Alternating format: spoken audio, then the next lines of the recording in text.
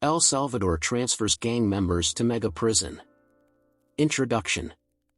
El Salvador government has taken a significant step in its ongoing crackdown on crime by transferring thousands of suspected gang members to a newly opened mega prison.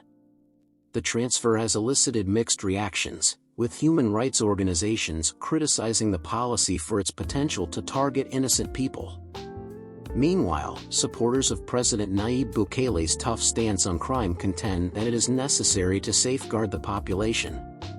The transfer of suspected gang members.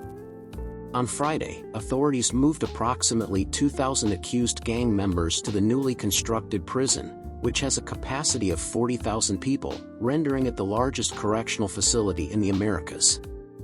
President Nayib Bukele announced the move on Twitter, stating that it would be their new home and that they would no longer be able to harm the population. Bukele posted a video showcasing prisoners running through the new facility and entering their cells while wearing white shorts and with shaved heads. Many of them were visibly adorned with gang tattoos. The controversial crackdown on crime. Bukele's tough stance on crime has been controversial since its inception. The policy comprises a state of exception that the government declared last year. It suspends certain constitutional rights and enables the authorities to make arrests without a warrant. Private communications are also accessible by the government, and detainees no longer have the right to a lawyer.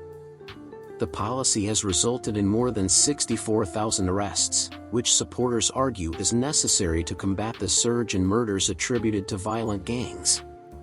The criticism from human rights organizations. Human rights organizations have criticized the policy for its potential to target innocent people, with at least dozens of individuals dying in police custody.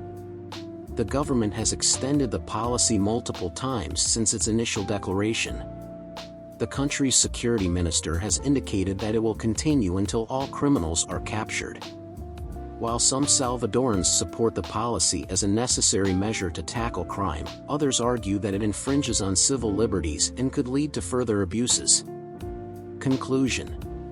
The transfer of suspected gang members to the new mega prison in El Salvador is the latest step in a controversial crackdown on crime by President Nayib Bukele.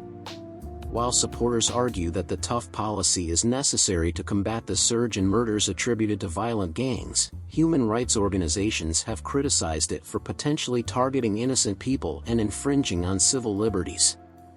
As the policy persists, its long-term impact on the country's security and political landscape remains uncertain.